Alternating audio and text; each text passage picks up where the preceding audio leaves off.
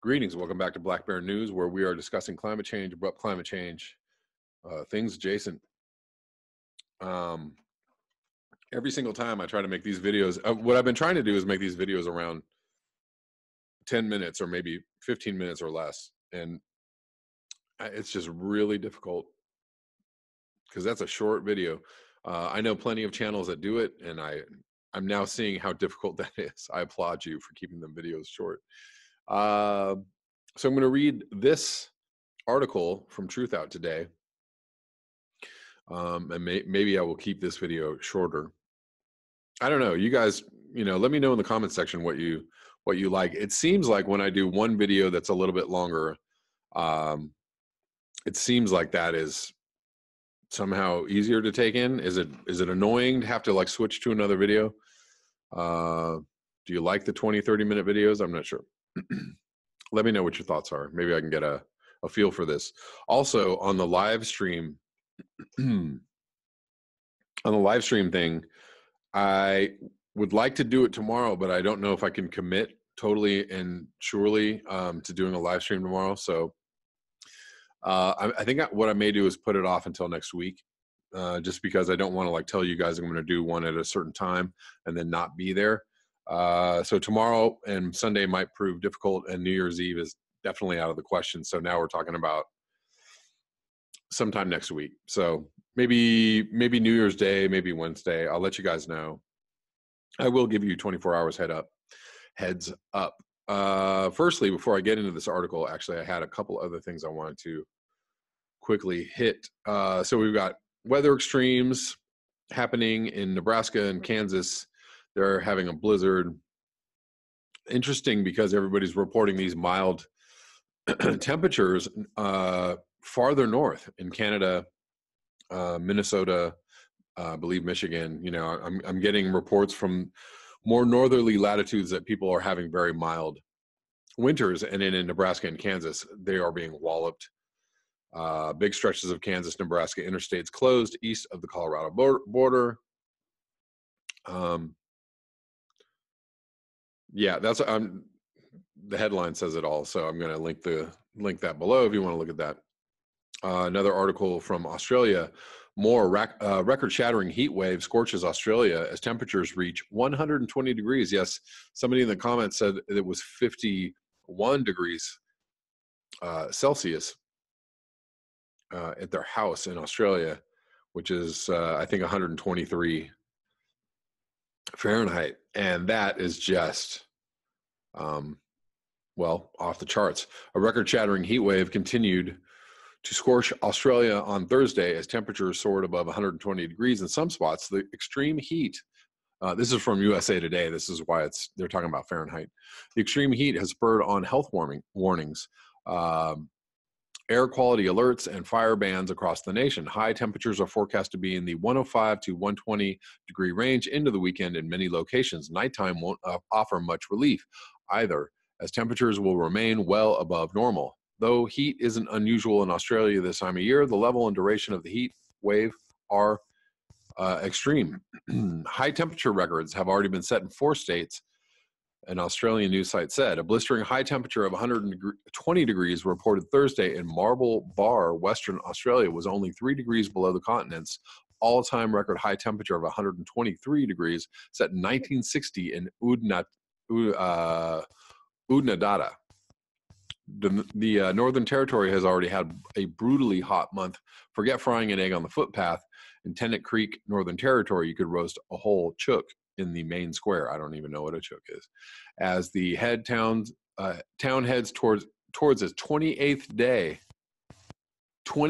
day above 104 degrees this December. Good God.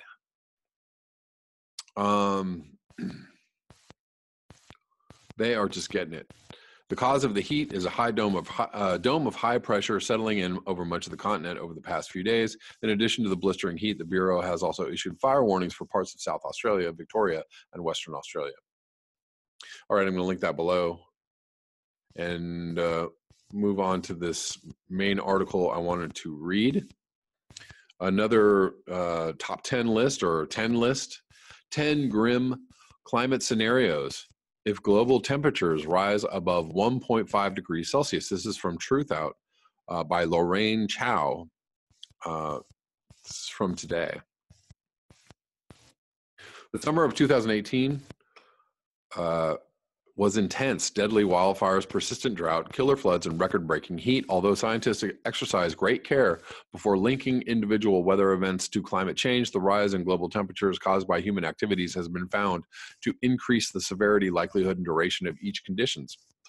Of such conditions globally, 2018 is on pace to be the fourth hottest year on record. Only 2015, 2016, and 2017 were hotter. The Paris Climate Agreement aims to hold temperature rise to below 1.5 degrees to 2 degrees Celsius. But if humankind carries on its business as usual approach to climate change, there's a 93% chance we're barreling toward a world that is 4 degrees Celsius warmer by the end of the century, a potentially catastrophic level of warming, a warning and a reckoning. In 1992, 1,700 scientists around the world issued a chilling warning to humanity. The infamous letter declared that humans were on a collision course with the natural world if they did not rein in their environmentally damaging activities. Such apocalyptic thinking might be easy to mock, not entirely helpful in inspiring political action if end times are nigh. 2017, however, more than 15,000 scientists from 184 countries co-signed their names to an updated and even bleaker version of the 1992 manifesto.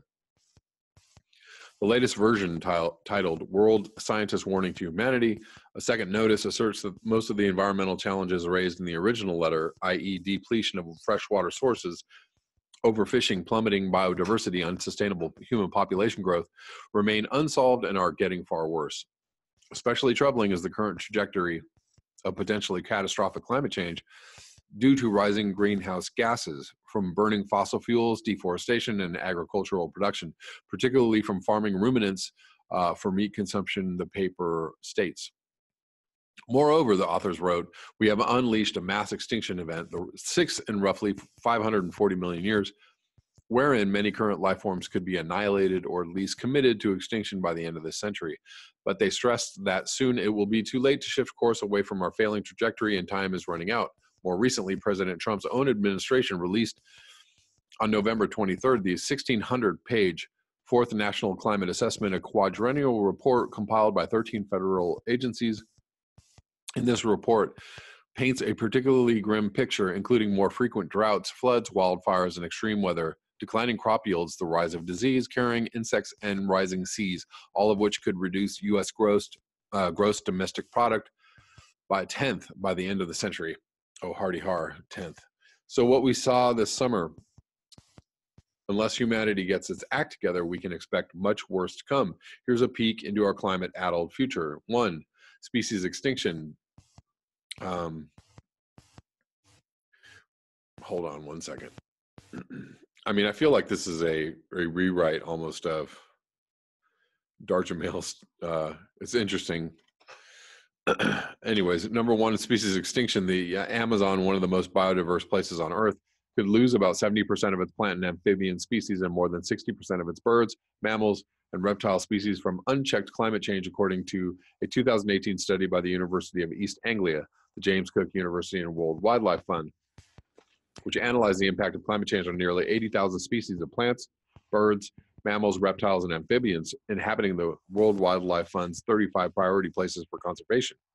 The study's most alarming projection was for the Mayambo woodlands in Central and Southern Africa, one of the priority places most vulnerable to climate change. If global temperatures rose 4.5 degrees Celsius, the researchers projected the loss of 90% of amphibians and 80% or more of plants, birds, mammals, and reptiles. The incredible loss of biodiversity affects humans too. This is not simply about the disappearance of certain species from particular places, but about profound changes to ecosystems that provide vital services to hundreds of millions of people, the author warned.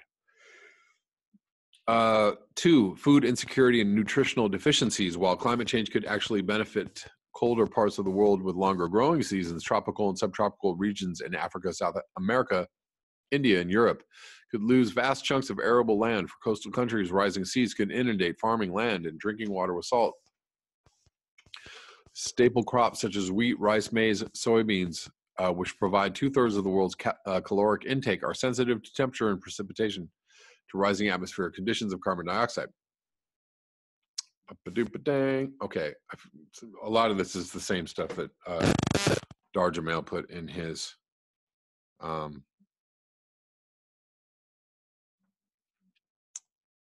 article yesterday. But anyways, moving on. 3, farewell to coastal cities and island nations. Unless we cut heat-trapping greenhouse gases, scientists predict sea levels could rise up to 3 feet by 2100, according to International Panel on Climate Change 5th Assessment Report.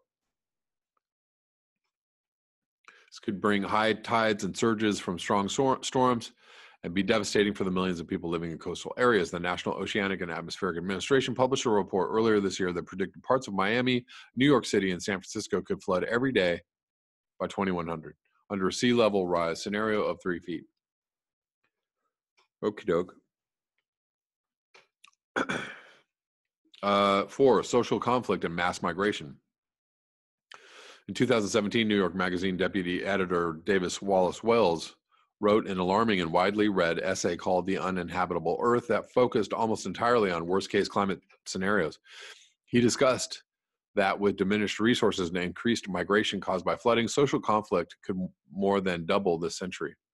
The article's scientific merit has been fiercely debated, but the World Bank did conclude in March 2018 that water scarcity, crop failure, and rising sea levels could displace 143 million people by 2050.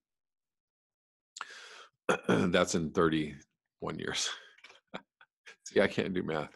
The report focused on sub-Saharan Africa, South Asia, Latin America, which represented 55% of the developing world's population. Unsurprisingly, the poorest and most climate vulnerable areas will be the hardest hit. 5, lethal heat. Today, around 30% of the global population suffers deadly levels of heat and humidity for at least 20 days a year. 2017 analysis showed if emissions continued increasing at current rates, the researchers suggested 74% of the global population, 3 in 4 people, will experience more than 20 days of lethal heat waves. 6, surging wildfires. The Camp Fire, which burned more than 150,000 acres in Butte County in November, was the deadliest and most destructive fire in California's history, killing at least 85 people. The Mendocino Complex Fire, which started in July and torched roughly 300,000 acres in Northern California, was the largest fire in the state's modern history. The second largest was 2017's Thomas Fire, which burned 281,000 acres in Santa Barbara and Ventura counties.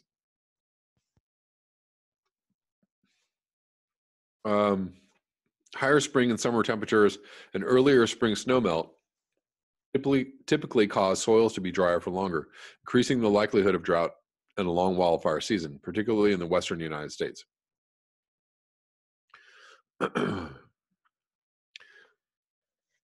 Even if we get more rain, if we don't get more snowpack,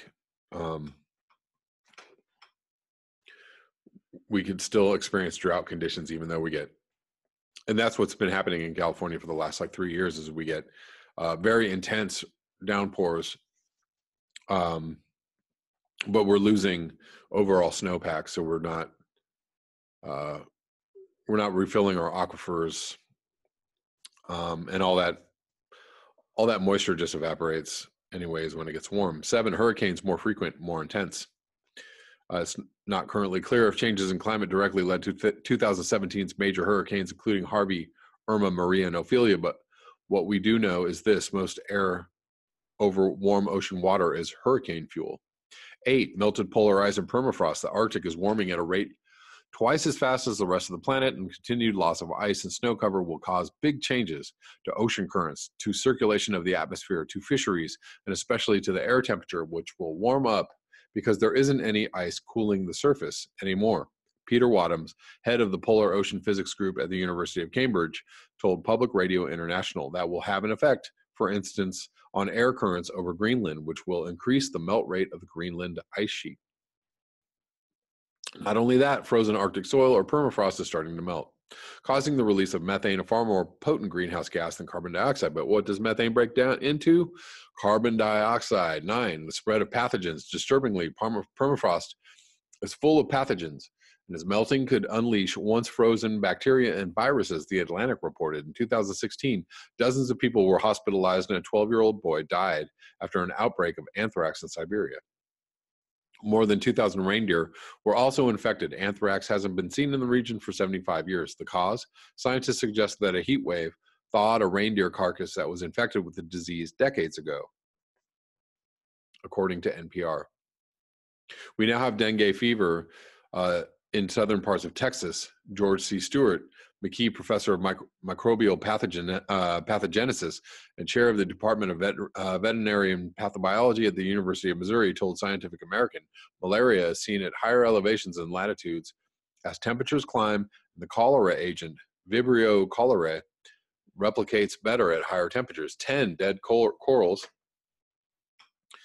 As the world's largest carbon sink, our oceans bear the brunt of climate change, but the more carbon it absorbs, about 22 million tons a day, the more acidic the waters become. This could put a whole host of marine life at risk, including coral reef ecosystems, the thousands of species that depend on them, and the estimated 1 billion people around the globe who rely on healthy reefs for sustenance and income.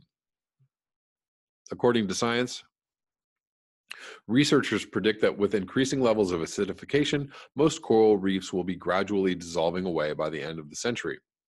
These climate predictions are worst-case scenarios, but there are many more dangers to consider in our warming world. A report recently published in the journal Nature Climate Change found evidence for 467 pathways by which human health, water, food, economy, infrastructure, and security have been recently impacted by climate hazards such as warming, heat waves, precipitation, drought, floods, firestorms, sea level rise, and changes in natural land cover and ocean chemistry. All right.